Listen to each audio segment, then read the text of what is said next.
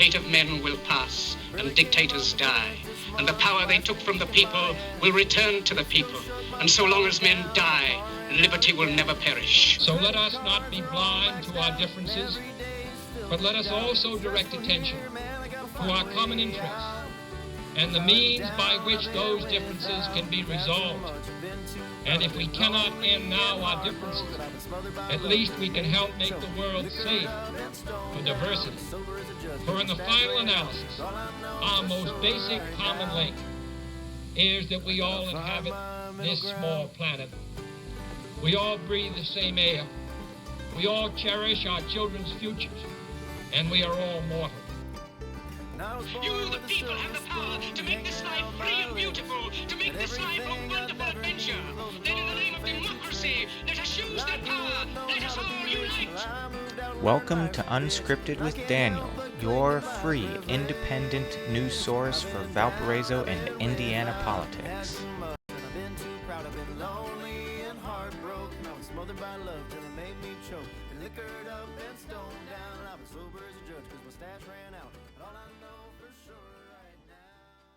With Daniel. Wait. What? So unscripted. I didn't even know we were starting. You're not ready? Boom. Okay, fine. No, we're good. That's what it's all about. Let's go. All right.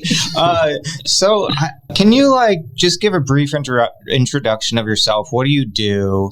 And what are you about? Oh, man, that's brief is hard for me, but okay. I'm an artist, an activist. I'm a creative tornado, I guess. Mm-hmm. Yeah. Was a musician for a long time, painter. I went to the American Academy of Art in Chicago. That was my first love from the time I was 10 years old. I said I was going to be an artist. And, personal trainer. I did that for a long time at the Y in Valparaiso and had a fitness class there. So just kind of comprehensive. I mean, I think it's all about, if you look at the Stoics or if you look at the Greeks, right? It's like if you were to go and speak, you had to have a certain physique to be taken seriously. Oh, yeah. Right? If you're weak, then you... Yeah, so it's like you had to be a philosopher that was taken seriously. You had to have a certain amount of discipline with your body. Makes sense. So I guess the reason why I would say that is, for me, it's just about comprehensively trying to live the fullest life that I can, Like Aurelius would. Yeah, absolutely. Right. Yes. Well, you know what? What have you been up to lately? Lately, I've taken on, it's funny, it's a lately thing, but it's this, again, as an artist, I've been, wanting to be an artist from the time I was 10 years old. And part of that was PBS. Not actually part of it, I would say instrumental. Bob Ross, right? Bob, nice to meet you.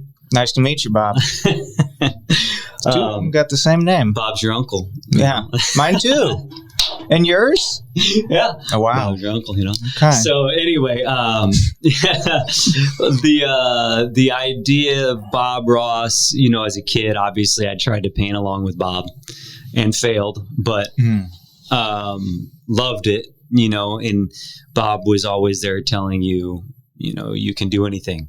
Anything you believe you can do. Yeah. Just your imagination is the key, right? And life is your canvas. So it's like Bob, for me, transcends what he was doing just with the art. The art was, I call him the patron saint of paint, right? Bob was giving us life lessons. I mean, to say we don't make mistakes, we just have happy accidents, right? We know that's a kind of a meme. It's a cliche. But the reason why I read this somewhere, it was kind of like a study on Bob Ross, and they were saying one of the actually, you know what? I think it was from ChatGPT. I was asking to do a deep dive on certain things. Yeah, and I think what it was telling me was gathering that the youth, because Bob is still so important in our culture. Yeah, and kids know him, like little kids recognize him. And then, of course, young adults all the way up through. And one of the reasons they were saying about Bob's temperament was the notion that he's so just genuinely kind. He's genuinely, and he seems like a meme in a world that's so not that. Yeah. that he's such a contrast. And it's not that he's not doing it as a joke. He did mean it. And so it's easy for us to parody Bob. Right. Right. But I'm trying to take this from parody to purpose, right? From meme to meaning. That's the idea. So for me, obviously started with Bob, but even more so than Bob, Mark Kistler was on PBS. He had a show called Secret Cities of Mark Kistler, Imagination Station. And Mark Kistler taught me how to draw. I mean, when I was a 10-year-old boy, like I have an image. If you go on my website, happylittlehairdos.com, which is where you can really find out and go real deep on any of this stuff if you want to. I've got multiple essays that I've written on this and everything, videos, whatever. But you'll see this drawing from me when I was 10 years old that I did with Mark Kistler from PBS. And it's that drawing that someone looked over my shoulder and said, "You drew that? Wow, that's amazing." And that was it for me. Like that, the rush, the validation, the feeling I got from that, I was like, oh, I want to do this. Right. You know what I mean? You were hooked. I was hooked. And I mean, and on something good. Like right now I have a couple of nonprofits, one, Silver Stray. We work in Gary. Gary Pet Families. We do free microchips, free vaccines, free spay and neuter, learn more about the family, plug them into other resources. Huge nonprofit. The other one, back where I grew up in Knox, we have a gym, Mind, Body, Spirit Fitness. And again, about that full, complete, not just, I know you're into fitness yourself, right? So we got the fitness aspect of it, but we have to have the mind and the spirit, you know? Yes. So in the front of the gym, we have this a nonprofit the space is called the Cornerstone. As you build a building on the cornerstone, we want to build the community on the cornerstone, right? And one of my main themes is cultivating aspiration, right? And this all comes back in the idea that as a little boy, I had aspiration cultivated in me. I told my mom I wanted to go to the American Academy of Art at 10 years old. Right. And that's where I went to school. And that's where I met my best friend, Tony. And that's what got me to the Y. And all the 6 degrees of separation, I can trace all of these fine connections, right? But in many ways, they lead right back to Mark Kistler. Right. They lead right back to PBS, you know? So it's an existential thing for me. So when we were both at the Valpo the World Culture event, right? When I walked up as Bob like this, and a group of little girls on the bench, probably, I think there are 4, 5, 6 of them. And they're like, "Bob, it's Bob Ross. Oh, it's Bob Ross." It warmed my heart. And it just reminded me again of why I'm doing this. Because it attached me to me at that age. It was this full, complete circle, right? And I'm like, it's getting me emotional right now. Because like, this is for that generation. It's the next generation. Canceling PBS is canceling me as a person, and the good things that I do and will continue to do and try and strive to do. It wipes that out. If they get rid of PBS, then they get rid of future youth. They get rid of future me's. And that's what those little girls are. So I got a picture with them. It's actually on my GoFundMe. I've got a GoFundMe. I do need some resources I'm trying to raise to just, help print materials, help get t-shirts, because we'll get into the bigger idea of where this is going in a second here. But I want to finish the loop about this 10-year-old little boy, right?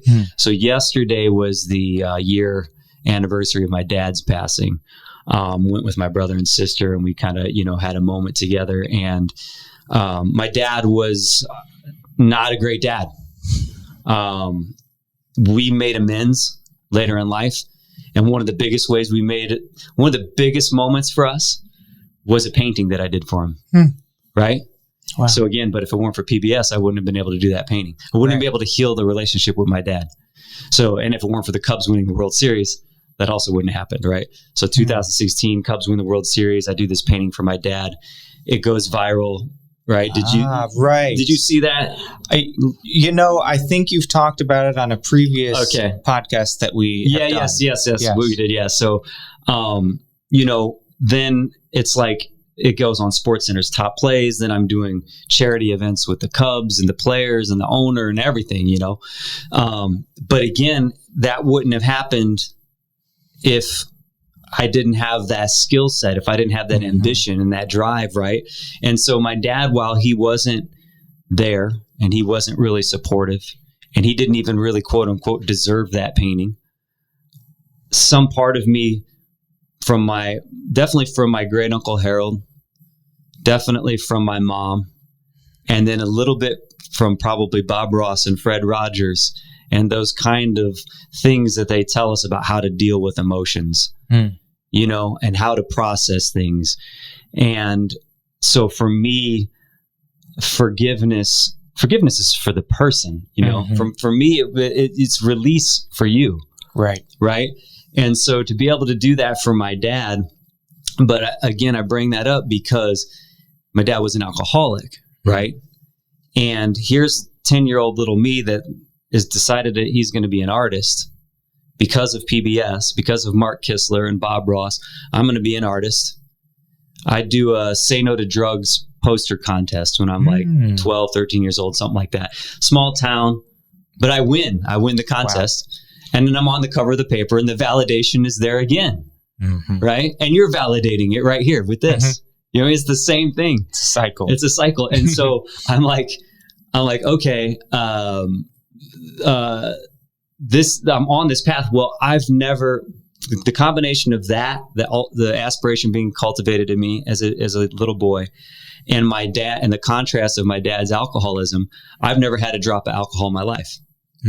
I've never done a drug in my life, and I don't disparage people who do. Everything in moderation, whatever is your thing. But it's just part of who I am, and that's the art, the purpose, the drive, the creativity that was planted in me from PBS is that's why I say it's existential. I wouldn't be not only an artist, I wouldn't be the man I am today. And so, the defunding of PBS, I said, I got to do something. I've done this before. I protested fossil fuel in 2008, got arrested, made a bunch of media for it, rode a bicycle from Valparaiso to Washington, D.C. To punctuate the seriousness of what I was trying to say, to try and again move it from meme to meaning. I knew that getting on the roof was part of a goof. It was an act of civil disobedience. It was good trouble, like John Lewis says, but it was also tongue-in-cheek. It was somewhat campy. It was Bob, right? Right. We're having fun, though. Right. We can have fun with it, too. Exactly. That's the point, right? And so I rode that bike to D.C., I just, when I heard about this idea of defunding PBS, it hit me. And the person, and then like seeing those girls out there and thinking about the youth and the opportunity for another Fred Rogers. If anybody that's listening hasn't seen Fred Rogers' Senate hearing where he goes and speaks on behalf of PBS in 1969, Nixon is trying to cut PBS funding in half. So in 69, it was $20 million. He was trying to cut it to 10, right? This is in 1969. Right. 2025, we've zeroed it out. Zero.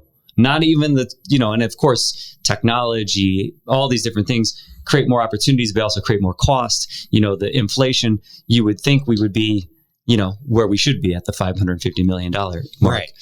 But so when I heard the defunding, I was like, I got to do something. And that's where I'm at. So this is... So you're starting a march. What is this million Bobs march? We got two. Yeah, we got two. So we're 999,998 away. Yeah, that's all we need. That's all we need. We're starting. We're going. If you're,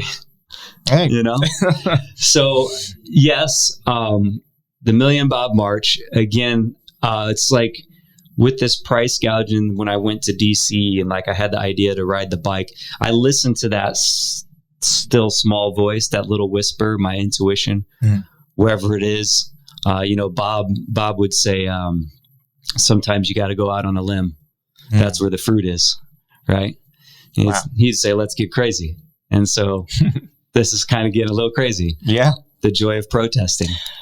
But, comedy is a powerful tool, and fun is a powerful tool. A government can't do much about people laughing and having a good time. You're nailing it, man. Thank you. Like it's I love when you've probably said it more succinctly than I do, because I'm in the weeds of it. There's just so much happening in my mind at any given time, and all the different things that I want to do and all the dots I want to connect. But that is so much it. It's like the potential for this to reach a viral capacity to make, so let's go back to where the impetus of the naming it is from, the Million Man March, right? Oh, okay, right. And now naturally I'm very big on social political issues, civil rights. A lot of my art deals with a lot heavier stuff than this. I do have some real heavy stuff exploring, the Second Amendment through Frederick Douglass, through the eyes of Harriet Tubman, through the eyes of John Brown, and then on to Fred Hampton and Malcolm X and Dr. King. And what does all that mean, right? So it's something I hold close to my heart and something I'm very serious about. And so there's definitely, and I talked about this on a podcast, Jeff, last night. We talked about this. It's like, there's no appropriation. It's about celebration, right? And so I wanted to make sure the Million Bob March, it's going in the mirror of that amazing movement, right? Yeah. And a million people didn't show up. They say at most it was probably about 400 some thousand, right? But it's the audacity of the name. You have to, you have to call it something. You have to, and you have to reach for the stars, right? Yeah. So, but the other aspect of it is it was the Million Man March and Day of Absence, right? So if you couldn't make it to DC, which they knew a lot of people weren't going to be able to make it. I mean, they were busing people in and all of that type of stuff, which I can't do, what I would love to do. Well, maybe we can. We don't know. Maybe we get the right people on. We might be able to get to Bob buses, Yeah. But the other aspect was knowing that not everybody could make it. The Day of Absence was, if you can't make it to DC, don't go to school, don't go to work, don't shop. We're going to show people what this looks like to make that. Basically, you've got to show the powers that be that we have an agenda, right? And so the Million Bob March is inviting everyone to come to Washington, D.C. on October 29th. That's Bob's birthday. And you come just like we are. Blue denim, afro wigs. Or if you got a real afro, you can wear that. You don't have to have a beard. You got one on. Found one. You found one, right? So that's October 29th. But if you can't make it, we're also calling it a day of Bobservance. So you can't make it to DC. You still go to school. You go to work. You go shopping, dressed up as Bob. We're going to have a place where people can submit their selfies that day, submit videos. So it will be a national archived movement that the people said, we believe in PBS. We believe in Fred Rogers. Because I don't believe that any person who voted against, and we would have to talk about the specifics and how things are manipulated again in the political arena, that I don't think anyone could look Fred Rogers in the eye and tell him, sorry, Fred, we don't have the funds. You couldn't do it. Right? So the day of Bobservance, and it's not just Bob. You could go dressed up as Big Bird or Elmo, Fred Rogers if you want, LeVar Burton, Mark Kistler in a spaceship outfit, whatever you want to do. We just want to celebrate. I want a lot of Bobs, you know what I mean? Right. But to talk real quickly about the way these funds were voted out. And I have, again, a lot of articles about this on my website where I'm going into the real finer details. But some of the real stark contrast that you can see when you look at the numbers is it was the public funding was voted out as a package deal. So it was bundled in with U.S. aid, right? I'm a believer that we should have USAID. I believe that we should give more. Always should be giving. I mean, Sadhguru is a spiritual kind of guru guy that I watch from time to time. YouTube, you can find him talking about things. But one of the things that he says, we could end this, isn't it? We could end the enemy. You just give. You give. And this is what Fred Rogers would tell us. Give to your neighbor, give, love. That's how you get rid of, but instead we have $1 trillion military budget. Right. And we can't afford $550 million for public media. It makes no sense. We have ICE agents, right? And it doesn't matter even if you think that we should. I'm not in the same camp, but even if you think we should, we are spending $8 billion a year on ICE right now, right? And we can't afford $550 million for "Won't You Be My Neighbor," right? We can't afford $550 million for Fred Rogers' temperament. And it just doesn't make any sense to me. It doesn't. Right? So at the same time that we're canceling $550 million, Donald Trump wants to paint the border wall black. And it's going to cost $500 million.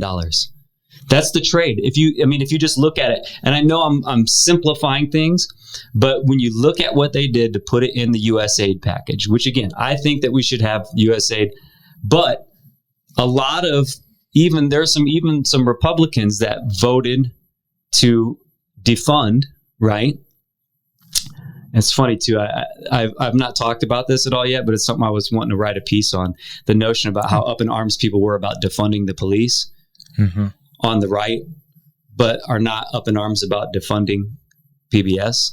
I mean, and a lot of, if you look at a lot of what people were, it's never about taking money away from police. It was stop militarizing the police. If you really looked, the left isn't really great, in my opinion, at branding and marketing. The right is, and they mess up things. So defund the police sounds like you're saying, get rid of police.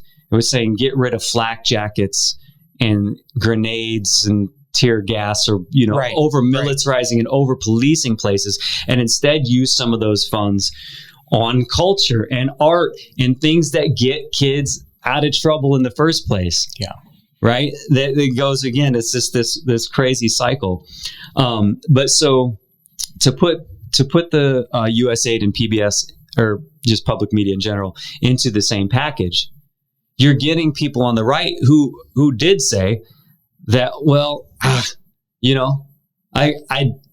it's my thing that I want to be super conservative and about our finance. I do want to take this out.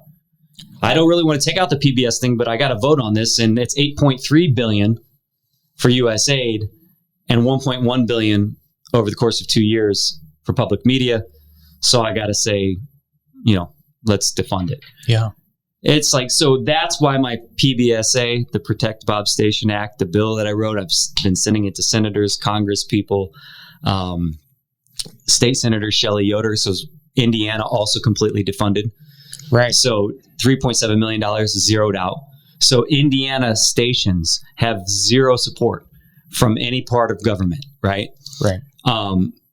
Of course, paid for by viewers like us, but especially smaller rural stations, they get so much of their funding they get more funding, if they're in a rural station, from the government. Proportionately. Yeah, exactly. Thank you. Right. Proportionally. So now that's not there. It's not an option. And, The Joy of Painting, every episode was shot in Indiana. It was shot in Muncie, Ball State. Right. So Bob was hyper local, but then went global. Right. Right. And if you were in a time machine and looking at it like Marty McFly and Doc Brown, right, Biff Tannen is screwing up a timeline where future me doesn't exist, like you're saying. Because Bob Ross, in that time, we wouldn't have been able to have him. The budget wasn't there, right? Because it's been wiped out. So State Senator Shelley Yoder, she's been excited. She was really responsive to when I sent her the bill. Good. It was really cool. I was actually at Congressman Mervan's talk yesterday. Awesome. I got to talk up there. I'll be posting that on my probably my Instagram, JJ Weinberg. You can find my Instagram. I don't know if you put hooks on here and stuff like that, but I'll be posting that. I was at Bernie's event in Chicago. So really, the PBSA is about saying, listen, not everybody knows. First of all, a lot of people still don't maybe even know that it's been defunded, right? How long has it been covered? How passionately has it been covered? Right. The issue, right? Yeah. That's number one. Number two, those that do they know that it was a part of this package deal? Do they know that that's how it happened? And I would say almost nobody knows that. Like it's even smaller. Definitely a smaller amount of people. Definitely a smaller amount of people. So what I'm saying to congressmen, to senators, to everyone is we need the PBSA to say explicitly that we want to reinstate funds, because if I've got even 3 to 4 to 5 Republicans that'll vote it back up because they call them on their bluff. That's what I'm saying. If they only said it to save face, that they didn't want to look like the guy that canceled Big Bird, that they didn't want to look like those that canceled Sesame Street, because that's what we're talking about. Right. You're chopping off Sesame Street. You don't want to be that. So I'm going to say, I would have voted for, I would have never voted to get rid of PBS. Okay, well, then vote it back in. Let's take this opportunity. And then if we show up 1 million Bob strong, how can they ignore us? How can they? You know, it's definitely. It's a show of force. Right. And it's a show of force that's not forceful, but fun. It's gentle. It's fun. That's it. And I think, so one of the things that Congressman Mervan said yesterday is he was talking about how one of the issues, he's saying, we need to get people out there. People need to speak their voice. Hey, I'm here. That's what I'm trying to get people to gather around. One of the things he said that the calls that they got the most about of anything, and it was on both sides, was TikTok. When they're talking about banning TikTok. Oh, yeah. Now imagine this. This is a TikTok moment. That's what this is about. Mm. That's why I'm articulating this, is to be something that goes on TikTok. Right. The whole thing, the everybody doing it. Imagine people on Bob Talk. Because I don't know if you know. Do you know how TikTok works with like the hashtags and stuff? Oh, so there's a Bob Talk. There isn't one, but there. There may be, but we need to get Bob Talk going. I see. And if Bob Talk already exists, we need Bob Talk to be hijacked, to be all about this. Right. But you imagine on October 29th, which of course we're also by Halloween. So you'll have your Halloween costume kind of already done too. Yeah. To kind of, get a double win on it. You could pair that with Halloween too after. Exactly. So you'll be good to go. Mm-hmm. But so, around the nation, you have people at the grocery store Bob talking. Mm-hmm.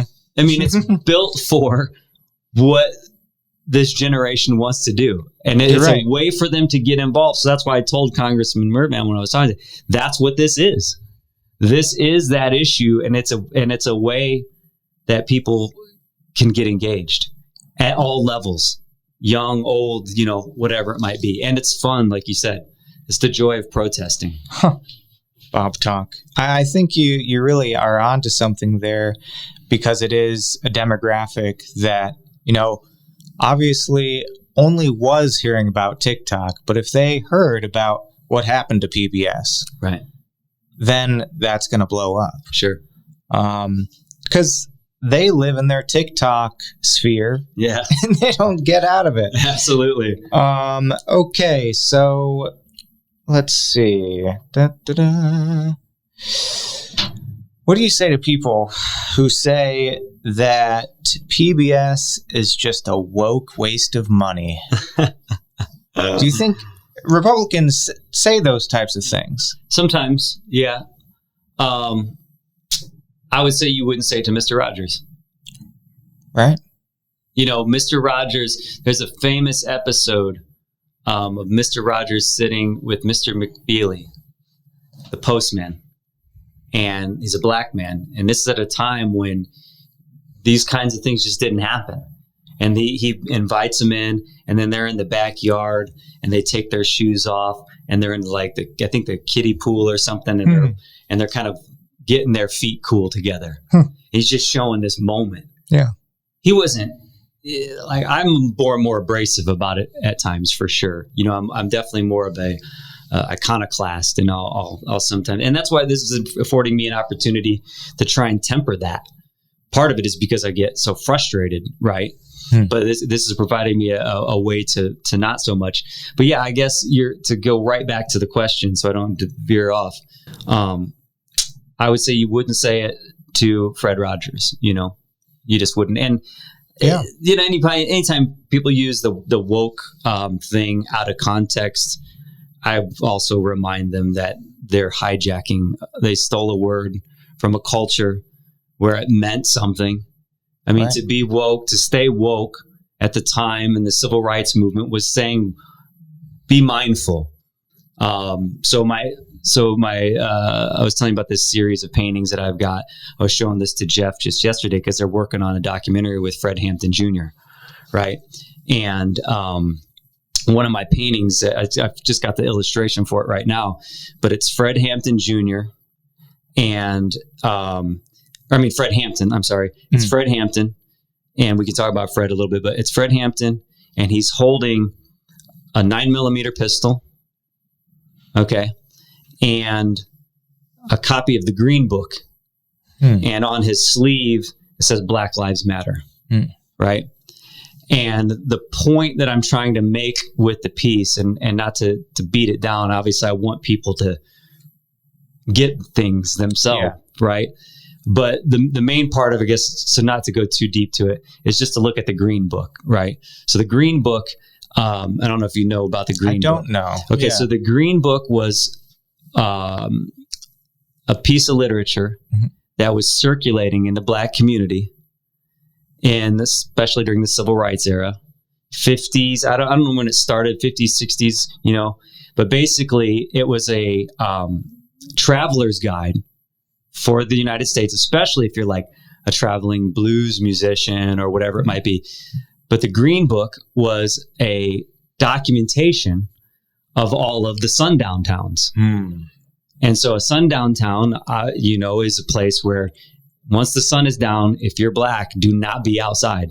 You're at risk of lynching, at beating, all of these things, right?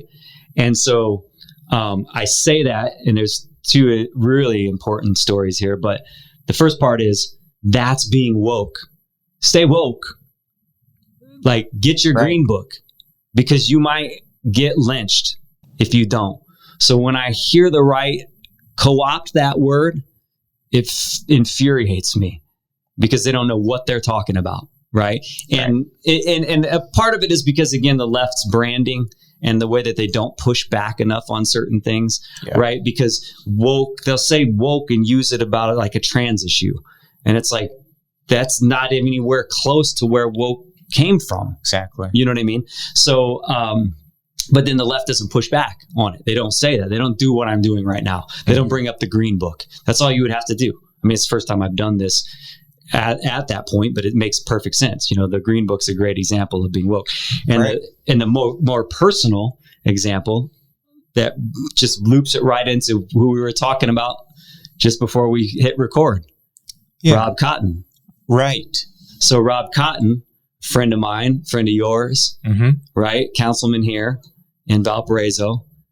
Rob, there's a little, I think it's probably, hopefully he has it pinned on his Facebook, but I don't know if he knows how to pin stuff. So, but it's a little documentary about how Rob's family was the first Black family in Valparaiso. Right. And at that time, Valparaiso would have been in the Green Book. Valparaiso was a sundown town.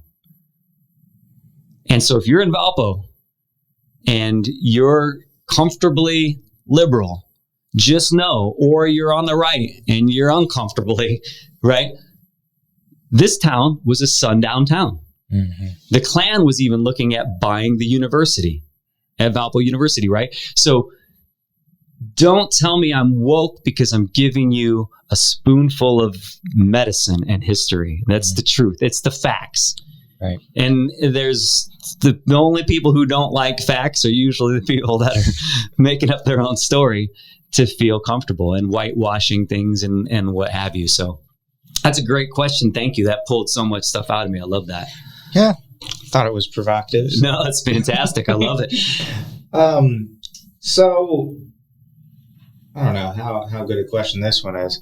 How long did it take you to write The PBSA? PBSA? I'll say that it's kind of like an artist, Picasso would say, there's a story about Picasso. He's in a restaurant.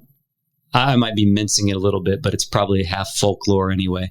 He's in a restaurant and a lady comes up to him and recognizes him. And she says, "Oh my God, you're Picasso." And he says, "Yeah." And she goes, "Can you draw something for my son?" And he goes on a napkin, and it takes him like 45 seconds to do this little thing. And then he signs his name. And then he slides it over to her and says, "That'll be $5,000 or something." I don't know what it was, the number, whatever, but you get what the story's going.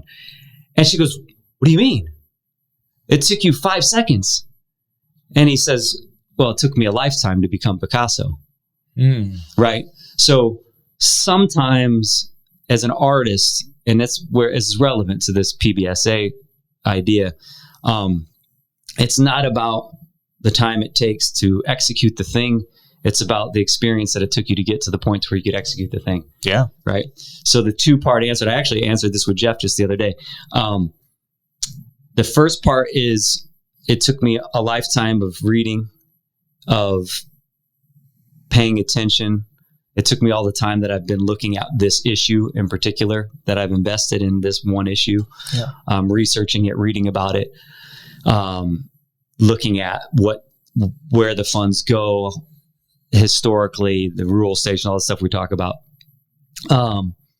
So it took that and the passion as an artist, all of that time, and then a little bit of ChatGPT. Okay. Yeah, I was expecting that answer. Of course.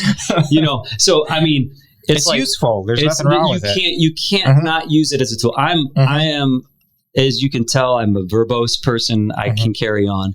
I have a lot of ideas. I wrote a book in 2022 and my writing, I was a musician, so my lyrics were super important to me. The stuff that I say matters so much to me. So I can spot ChatGPT writing from 3 miles away. You know what I mean? Yeah. I use it and I've coached it to get closer to me, but it still messes up. You know what I mean? But when it comes to something like, okay, here's the sentiment of everything I want to do.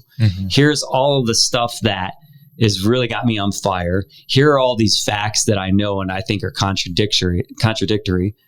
Now ChatGPT make it fit a format that would be presentable and understood as a piece of legislation. Yeah. And it's like, it's going to get it right. It might get it better than Bernie writing his own. Not Bernie, because he's been doing it for so long. You know what I mean? But the idea that if you're someone new at this, I mean, I'm telling people now, and I don't remember where I heard this, but I can absolutely envision this being the case, that basically if a doctor doesn't have a ChatGPT assistant in probably 5 to 10 years, like you're going to get malpractice lawsuits, like, because even with some of my own stuff, like I said, I was a personal trainer. I've got some things, my knee, something in my back, this and that. So certain things I know about the kinetic chain. I'm not a doctor. I'm not going to RFK this thing and act like I know more than anyone, but to give him a little bit of credit for some of he just has ideas and things do get institutionalized, right?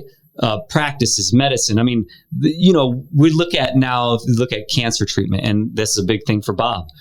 Bob passive lymphoma. He was only 52 years old, right? So I've got part of this project where I've got really long hair under here. I'm cutting it off. A friend of mine, she's a felting artist. We're going to felt Bob's fro back on with my hair onto original piece of artwork that we're going to donate to Locks of Love, right? So the reason why I bring that up, though, is we look at if you look at something like chemotherapy, 10, 20 years from now, we're probably going to look at that like blood leaching. We'll look back and say, that was barbaric. It was like insane. What were we doing? You know what I mean? But so long as there's a profit motive in medicine, RFK goes out on crazy places. Mm-hmm. But to try and find a common ground, I say, okay, some things get institutionalized, right? So the reason why I'm saying all of that, and as it applies to the writing, the ChatGPT, and the doctors, it's like with my own personal thing, because it's my body, I'm not a doctor, but knowing the kinetic chain, I go to the doctor about a couple of things, and he says, kind of like blank faces me on something. And again, to even give some compassion there, it's like seeing so many people so fast in a day, So I'm like, but wait a second, I'm just saying it seems like this. So then I go to ChatGPT and I'm like, couldn't this be a thing? It's like, oh, absolutely. Absolutely that's probably a thing. When the doctor just told me no. And I'm not saying that it's a 1-to-1 black and white ratio, but I do know that in the future, doctors are going to be using the AI as a companion. It's just going to help them shortcut certain things and validate and get even stronger about things that they might not know, the minutia that we can't process that quickly. So the reason why it's relevant to this is I feel like while I'm not a doctor, me with limited physiology, kinetic understanding, and ChatGPT puts me at another little bit of a advantage, right? And so me not knowing the language, the format for a bill specifically, it's not just me writing on a napkin, I love PPS, we need money. You know what I mean? Right. It should be taken with some seriousness because it's going to fit the language. You know? Absolutely. It conveys what should be done very well. And I think it's a good piece of legislation as someone who is not somebody who's the legislator. Right. But it looks real to me. Well, that's the funny thing too, right? Perception is reality. Right. And so that's a big part of it. And whenever we have something, we have to believe in it first. And that's why I need people to join the Million Bob March. I need some influencers. I need some people. One of the top people I've been trying to reach this whole time, actually since 2022, I've been trying to reach this person, is Melissa McCarthy. So actress, you say, wow, that seems weird, right? Melissa McCarthy and Ben Falcone. Well, the reason behind that is because Melissa McCarthy and Ben Falcone produced the documentary on Netflix, Happy Accidents, Betrayal, and Greed. Oh. And it's about how Bob Ross basically had his brand and his name stolen from the family by his ex-business partners. What? It's absolutely tragic. It's beautiful and poetic. It's Shakespearean. It's something that everybody should watch if they get a chance. It tells you a lot more. It adds so much dimension to who Bob is and was and what he went through. But they were adamant that they were going to make this because they love Bob. They love Steve. Steve Ross is Bob's son. They've painted. There's a little short that they painted with Steve on Netflix as well. So Melissa McCarthy and Ben Falcone. And it's hilarious because they're terrible and it's just so funny. But they're good because they're with Steve and it's just great. You know what I mean? But I've painted with Steve. Actually, in 2022, I got to paint with Steve. I got to meet Dana Jester, who was Bob's best friend. They got to see my Happy Little Hairdos project. So, I mean, this is, for me, I don't think we even talked about this. Happy Little Hairdos started 11 years ago for me. So it was a parody project where I was going to say, we all know Bob because of his fro. Right. But what if he had mohawk or cornrows, or what if he was bald? And so I wanted to do this coffee table art book that kind of freed Bob from his fro and started to explore a question of identity, you know what I mean, with something as simple as a haircut. Because Bob, once he had the fro, he couldn't change his hairstyle. It became his brand, and he kind of became arrested to the expectation. Yeah. Right.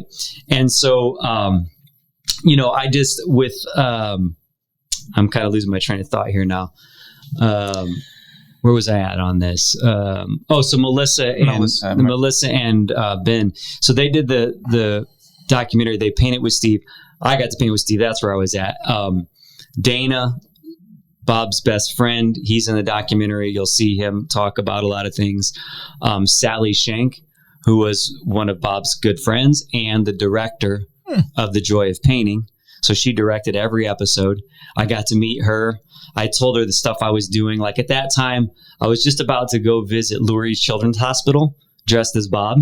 Wow. It's in 2002 or 22.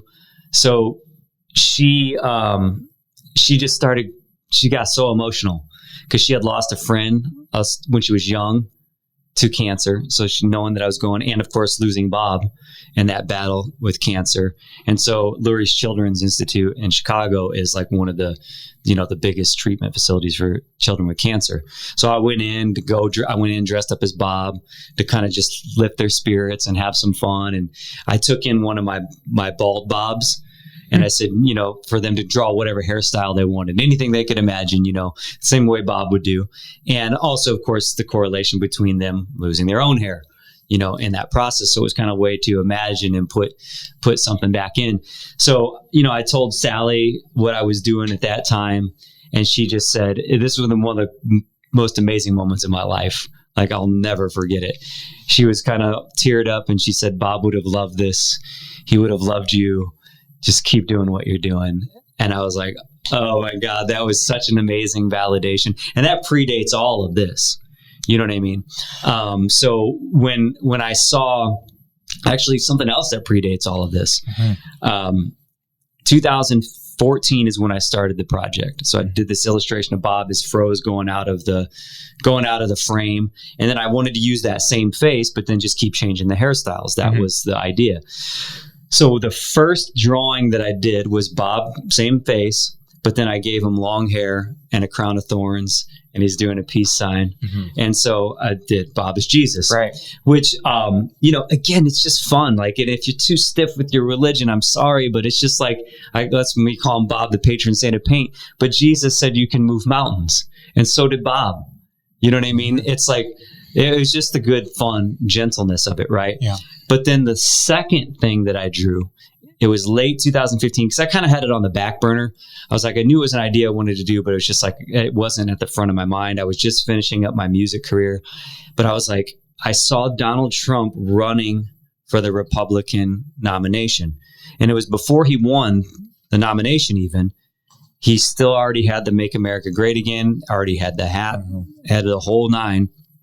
And I drew on Bob a red hat that says Make America Paint Again. Wow. In 2015. So 10 years ago. So now it looks like prophecy.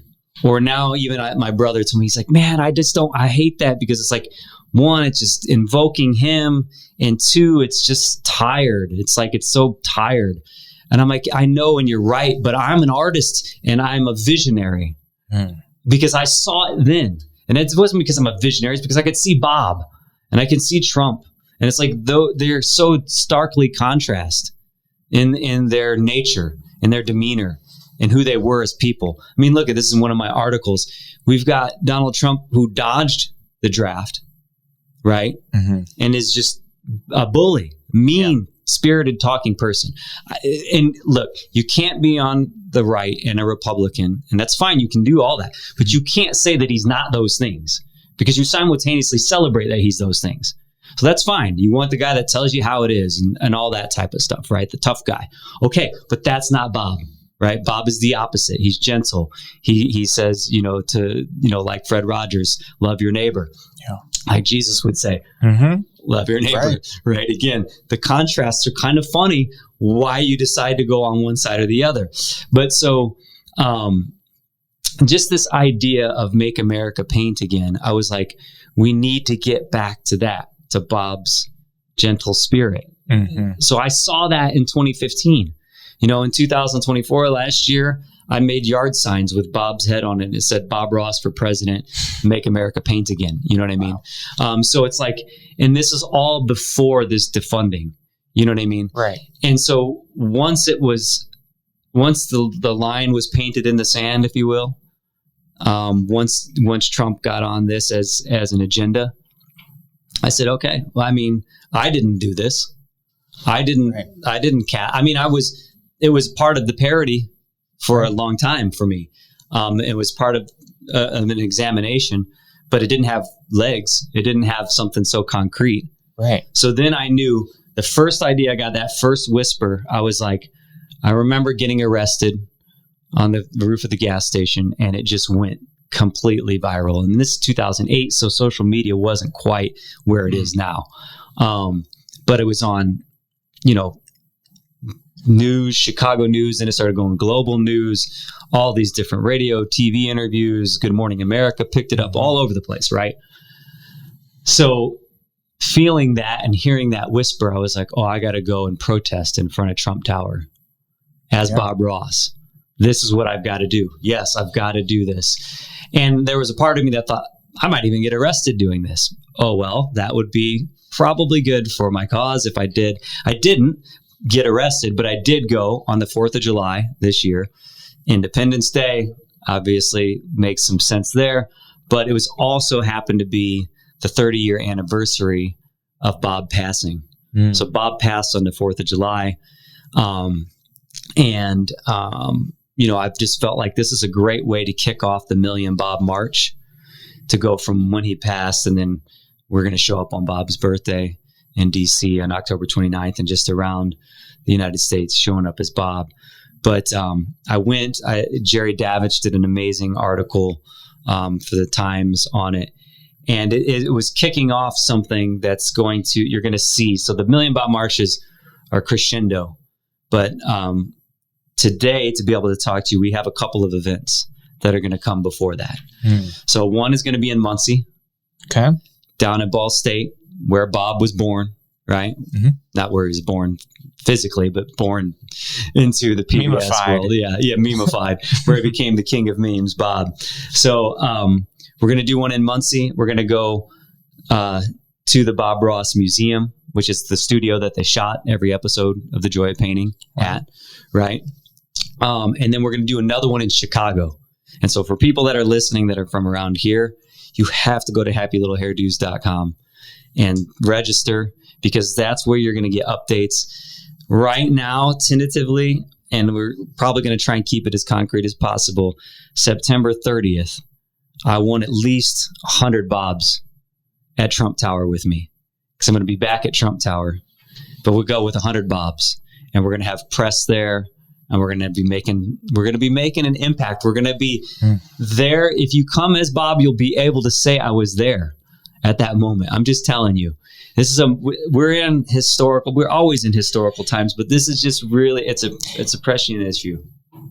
I think it is a very momentous time. Yeah. Mm-hmm. And you know what? I had no idea how deep your history went with Bob and PBS. To listen to all the layers of it is just incredible. I want to look at some of the legislation. I just want to go over some of the language of it. We're trying to get free educational programming back. Mm-hmm. That is actively, it must be actively fostered for kids, for anybody. But this is about children making future youths, making future, other types of artists too. Sure. Accessible, inclusive programming. And this is the word or the phrase that I really liked, the democratization of imagination. I looked at that, and that's a beautiful phrase. I love that. I mean, it's one of those that just landed on me thinking about Bob specifically, because again, like we went over some of his phrases, and he said that he believes there's an artist at the bottom of every person. And when I just think he was a genius of the human spirit, and he wouldn't tell you that. Like Steve in the documentary, if you watch his son talk about his dad, he says he doesn't think that he even knew how big he was. He never thinks that. He says he doesn't think he ever got and understood what was really happening.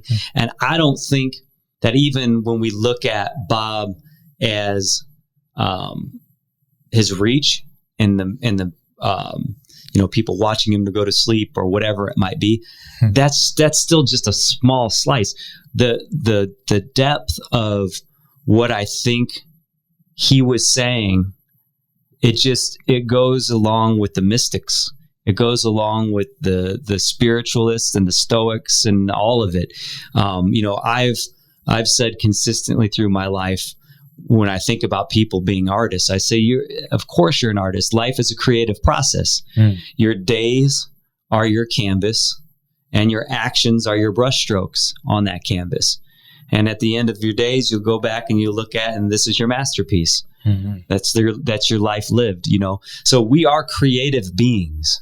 Even if you don't feel like a painter, you're an artist because you're creating your day. When you forget that, I always have this other phrase that, you've heard, the delusions of grandeur.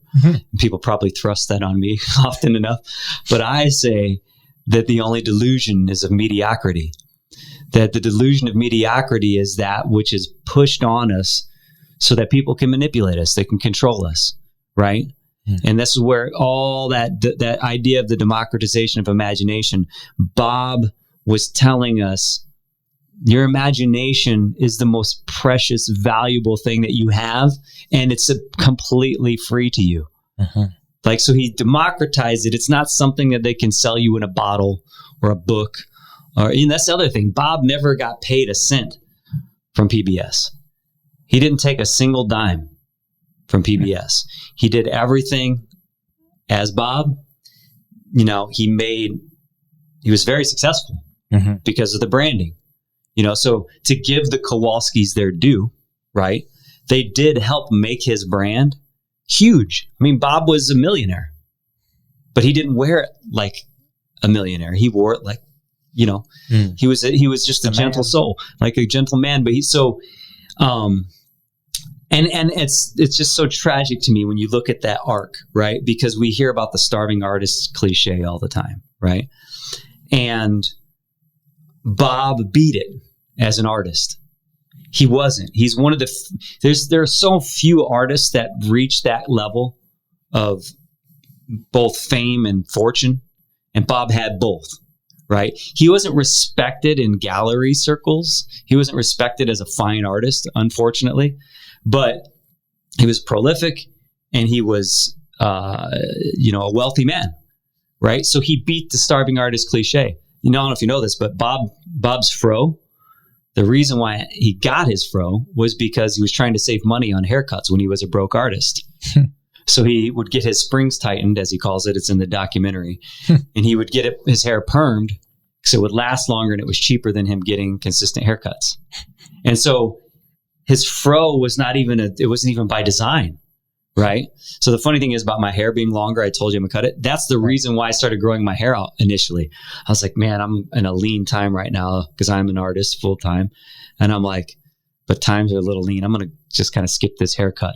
I wasn't doing it consciously at first, but then it started to develop. I'm like, I'm just going to grow it out. It was long in 2008 when I was riding the bike to DC and protesting. I'm just going to grow it out. And then the next thing I know, I'm like going back to DC again. So I might actually even ride a bike to DC again with a fro on my helmet. But anyway, the idea, I got to go back to the democratization of imagination. I want to say one more thing about this, try and close this. You're an artist. You're a living creative being. You have to, and that's why PBS is important. And that's what I'm saying. It's like, if we didn't have that, it's another way to stamp it out. It's another way to stamp out the voices. And that's why I think, it's a freedom of speech issue. It's a First Amendment issue. And it's a moral issue. It's not financial.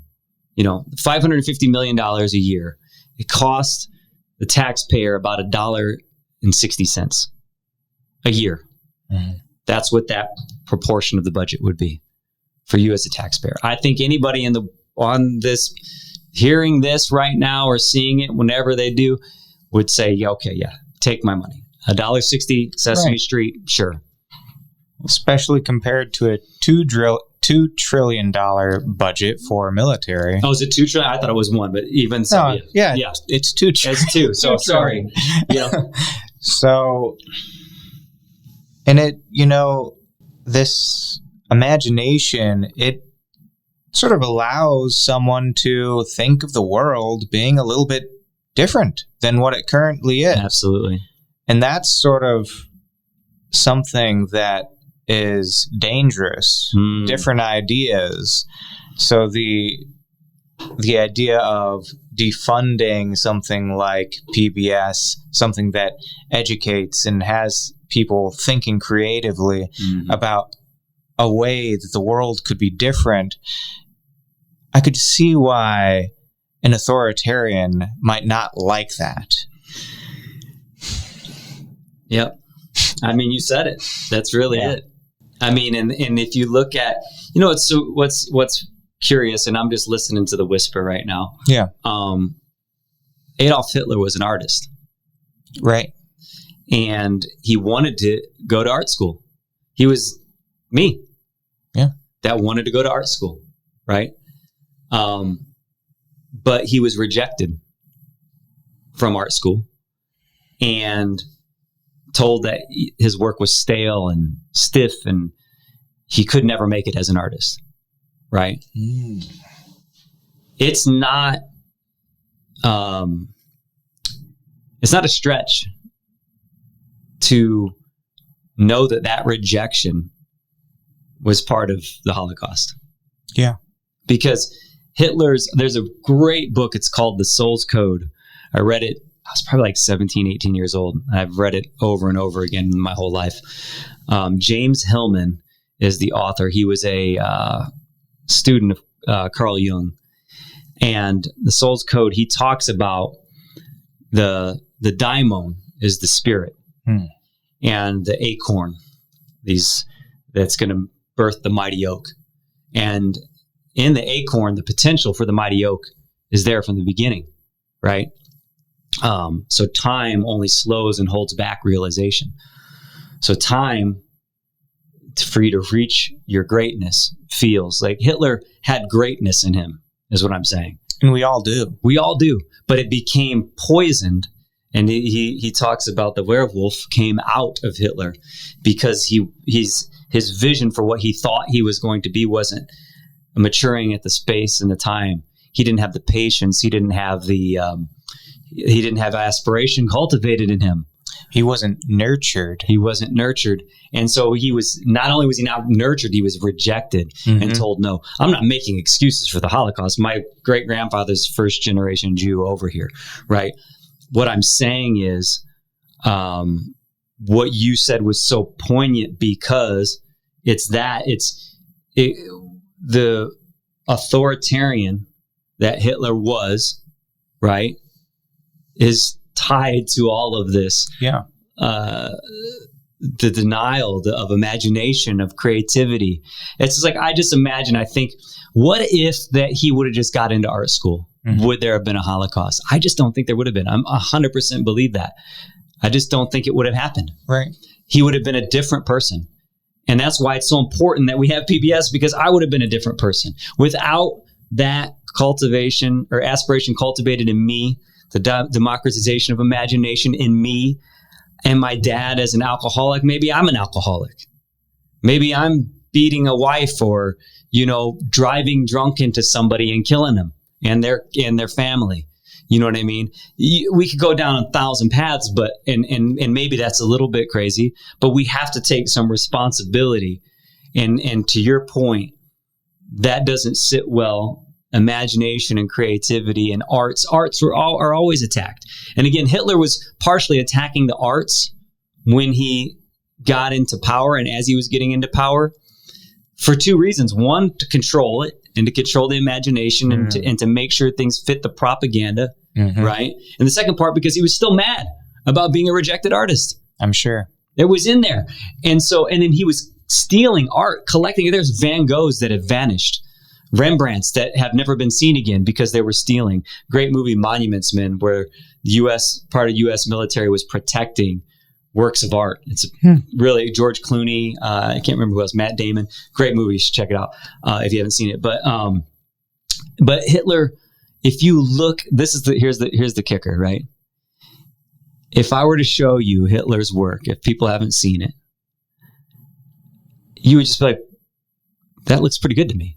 Right. Like, unless you're a hypercritical art critic, and even then, you know what I mean?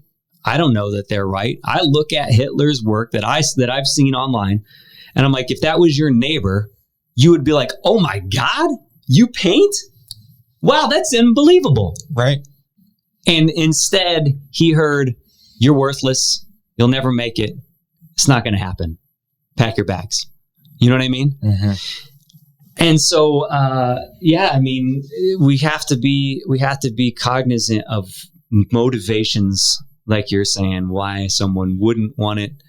And then try to think back, like, where wasn't that aspiration cultivated in Donald Trump as a little boy? So I have an illustration that I did months ago.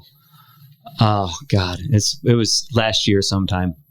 And it's Donald Trump in a diaper as a baby. And he's got a big red crayon, and he's got MAGA written on the wall behind him. And I know that the image at first just is like, oh, you're just saying Donald Trump is a baby. What I'm saying is that any attention, what the piece really means, because there's actually, if you zoom out, you can see it's me drawing on, you see a shot of my hands drawing on the iPad, drawing the Donald Trump illustration. And so what I'm saying is Donald Trump needs attention, 100%. He needed it before he was a politician. He definitely needs it as a politician. All politicians need attention. Guess who else needs attention? Artists. I'm an artist. I need attention, right? And the question is what are you willing to spend, or how far are you willing to go to get that attention, right? So when I look at Donald Trump, I just say there are things that he does that I can see what's happening. He's a kid drawing on the wall with crayons. Yeah. And so the idea is, and I think, I don't know, this is pretty basic psychology, but like no attention or bad attention is better than no attention. So like you're a troubled child, you're a troubled youth, you'll draw on the wall, right? Before you get ignored. Because even if you get spanked or you get yelled at, spanked, that was a thing. I don't think people spank anymore, but spanked was a thing. So you get in trouble, you get yelled at least I have mom and dad's attention. You know what I mean? Yeah. And so I'll be honest, like I look for something with everyone. So like with Trump, I try to find, like, I don't want to be the art critic telling Donald Trump that he can't paint. You know what I mean? I don't want to make him a demon. I tell people all the time, like when you come, I'm very, very racial sensitive. A lot of my work goes around ideas of race, and that's why the woke thing, we talk about the Green Book. And I know when someone doesn't know their history on the issue. And I'll see that they first don't know. And then the second part of it is because they don't know and there's so much propaganda, i.e. saying someone's woke, they might be sitting on the fence of like, you're almost racist right now, but you're on the fence because you don't know what you're saying. And if I can tell you a couple of things, then you might come off of the fence, right? But if my energy just goes at that person and pushes them because I'm mad that they're almost racist, right? Right. Then I push them over. And then I make them defensive because that's what people do. They'll get defensive. And I push them over into the thing that I was trying to get them away from. We have to have some pull energy. We have to have some point in time where we can try and pull people and say, hey, I understand that you don't understand what Aunt Jemima's actual story is. But if you understand, let me articulate why. You're just saying it's woke and they're taking it off the shelf, but let me tell you where it stems from, right? And then you start to pull a person on, oh, okay. And then they might even feel a little bit of pride in their chest about it. Because that's the thing, like they talk about this with art, like famous works of art, and psychologically, they're famous because they're famous. It's funny because we have this with celebrities a lot too, right? Yeah. I was like, why is this person famous? Well, because they're famous, you know? And it's like, that's it. It's just a self-perpetuating thing. But like, when you look at the Mona Lisa, arguably probably the most famous painting in the world, right? Mm-hmm. It wasn't, not in Da Vinci's time and not until long after. What happened is as it started to get recognized and someone could go, oh, I know that. That's the Mona Lisa by Leonardo da Vinci. And then a person say, I know it. No, I know that. And so to be able to recognize it, you felt like you could go to the, you know, dinner party and have a little bit of, you know, pride in what you knew. And that's something that, like, that's where we can get that pull energy. That's where we can get the imagination and creativity. That's why I think this movement can be so big, right? Because we can pull people into it. It's like if you were to go up to someone and say, hey, let me tell you a couple of things about this.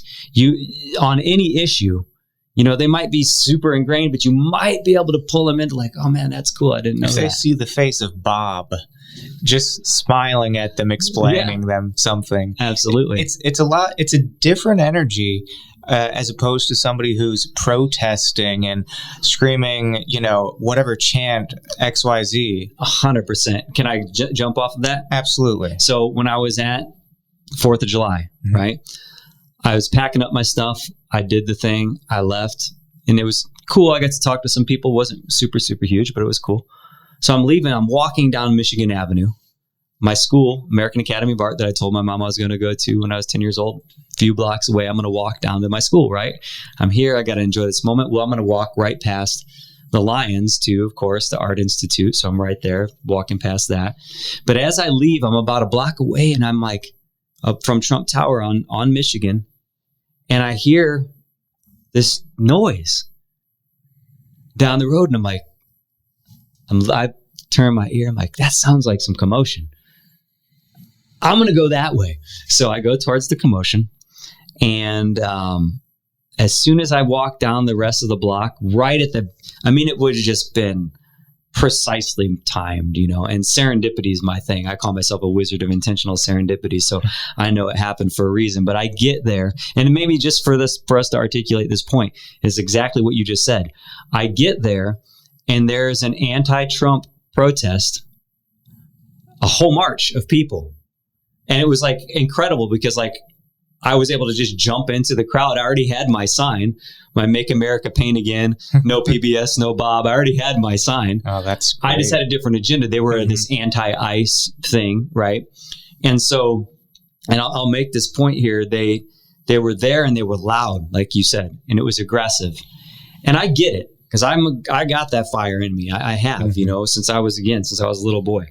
But like, as I go there as Bob, there's some really good posts on my Instagram too that show like me walking right into that crowd of people, and it looks like they're there with me. So it's super cool, right? It's a premonition, right? This foreshadowing. But I get there and I'm hearing this noise, and then I hear the F you drum, blah blah blah, you know, and I'm like, yeah, this is that's the contrast, and I'm saying I get it, I do understand it. Then at the end of it, there was a truck with a loudspeaker. So they're chanting and doing the whole thing. And I think we could have some chants, you know, that's fine.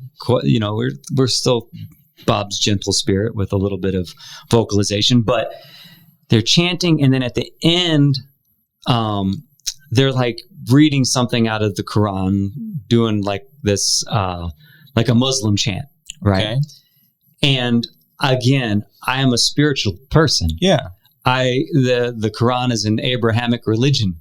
I think that there's grace. Cat Stevens is my favorite musician of all time. Saw him in Chicago when he came back on tour after he left for a long time. Muslim, beautiful person, beautiful Muslim will show you what that means to live that lifestyle, right? He's not crashing a plane into a building, right? But right, doing that at the end of that protest is going to push some people over the fence again. That's what I'm saying. It's going to scare some people. It's going to be foreign to them. It's no different than the guy. I live in LaPorte. There's a guy that goes on the corner by the courthouse, and he's got a megaphone, and he's talking about Jesus died for your sins and you're a terrible sinner. What are you doing? Who are you serving with that? Right. You're not bringing people to Christ in that manner at all. And it's not the way he would have done it in the first place. It's not the way he did it. Right. So I guess what I'm saying is I had to add that because it was a real experience that I had, the contrast of being in that moment. You know what I mean? Yeah. And I get it. And I'm not disparaging their religion. No, I think it's great. You know what I mean? But it's the time and place. It's like, what does it, mean? It's the energy and how that psychologically affects the ability to engage with someone. Mm-hmm. And, it really changes the way that information can simply flow. Right. There's so much productive conversations that can happen between a Republican and a Democrat. You can show them information, they'll look at it. Mm-hmm. And I've done on the street interviews of that's what I was going to say. I wanted to like pat you on the back and say, you do that so well. I see you doing that. You know what I mean? You're respecting things that you might not necessarily agree with, but you need to give it audience. Right. Yeah. And they might not otherwise hear that information, but like you say, this pushing off as a reaction to quote unquote wokeness, right. It's almost like that is what the entire MAGA movement is. They've been pushed off. Sure. To a culture that they don't understand. Absolutely. That's foreign to them. Mm-hmm. And one of the dominoes happened to be PBS. Sure. And I think that's a domino that's worth putting back up. Thanks. I love that. That's a good one. Yeah. And to your point about that, like that's one of the things that I said even about Rogan for a long time, right? Joe Rogan. I would tell, people who are like really like, oh, he's an idiot. He's just done da da da. It's like, yes, but you're pushing him to where he wound up. Mm-hmm. And I just saw it happening in real time. Like Joe Rogan does that thing where you're like, oh, I just don't know. I don't know. But it's like, yeah, but you have to be responsible because you have a huge audience. So just saying I don't know does not absolve you. The Tipping Point author, why am I forgetting it? Malcolm Gladwell has a great podcast about this Rogan experience, right? And how like people aren't holding him accountable. Even some of his guests need to be like, no, Joe, like we got to stop and really say what's happening here. So, but he became MAGA. Like I can remember distinctly the interviews where he said, I would never have Donald Trump on my podcast. I don't want to give him audience. I don't think that Joe was being disingenuous then. And I don't think he was being disingenuous when he had him on. I think that he got pushed and pushed as death by 1,000 paper cuts. I feel like notwithstanding, it's like these echo chambers that we all live in. We all have to have, all of our friends have to be Republicans or all of our friends have to be Democrats. I mean, what is that even? You know what I mean? And so it's like, I have Republican friends that I argue about with this stuff and we spar. It's fun. It's fine. Yeah. Whatever. You know what I mean? But like, I feel like Rogan, like the notion that Kamala Harris did not go on Joe Rogan is insane to me. I believe if she would have went on his podcast, she would have been able to shoot down so many of the false narratives. Yeah. And she would have been fine. And Joe was not going to come at her like that. He just wouldn't have. I mean, like some of the stuff I was talking to you about, the defunding the police. Those were episodes that I heard of people talking about some of that stuff on Joe Rogan. You know what I mean? Yeah. Do I think that going into the 2025 election, he was being impartial and balanced? And no, I don't think so at all. Do I think Elon Musk was? No. Look at Elon Musk. Let me ask you this. If you want to know about the media and we want to understand what's going on, these crazy propaganda theories or whatever it might be, when was the last time you even heard about Elon Musk? Since he got kicked out of Doge. Right. Since Elon Musk. So think about that. Elon Musk comes against Donald Trump, starts blasting him. Right. Starts talking about a third party. Mm-hmm. I'll make the case that his biggest mistake in getting coverage for himself was talking about a third party. Because even though it would have been a Republican shaved movement, you know what I mean? It would, like, you talk about Ralph Nader. You talk about, trying to think of somebody else. Well, let's stick with Ralph Nader. He's, demonized by the left for stealing votes. He's stealing votes from the Democrat. Mm-hmm. Elon would have been that, or his candidate and his party would have been that from the Republican side of the issue, because there aren't going to be any Democrats voting for whatever party that would manifest there. Right. It's basically I don't disagree with them that we need 3 parties. We probably need 4. We need 2 on left, 2 on right, something that can swing around, but we're not close to it. And it's evident in the fact that we've not even heard Elon Musk mentioned. He was on every 24-hour news cycle every day ad nauseum, right? Mm-hmm. Haven't heard about Elon Musk in months. No. So, well, we've covered a lot. We have. Thank you. Thank you. Yeah. And may Bob be with you. May Bob be with us all. Absolutely. Yeah. If anybody, again, listens to this point, watches the Million Bob March, you just go to happylittlehairdos.com. It would be really great. I implore you to please, even if you're not going to DC, just to get updates, ideas, how you can share. Because again, a share on a post is huge. I mean, like, I intend for this to go viral. And so it's like any one of these little posts, this podcast, that podcast, this picture of me with Frank Mervan and a picture at Bernie's, wherever it is, all these different things. All we need is one. There's enough kindling here. Right. We're looking for that one match. And so everybody that gets on and shares and likes and comments and laughs and experiences the joy of protesting is another shot at this reaching critical mass. Let's do it. Let's reach critical mass. Thanks, brother. You're welcome. Thanks for joining me on Unscripted with Daniel. And if you're watching on WVOP, be sure to tell a friend about this great broadcast. And if you're listening on YouTube, then subscribe and like this video. Thanks so much. See you next time.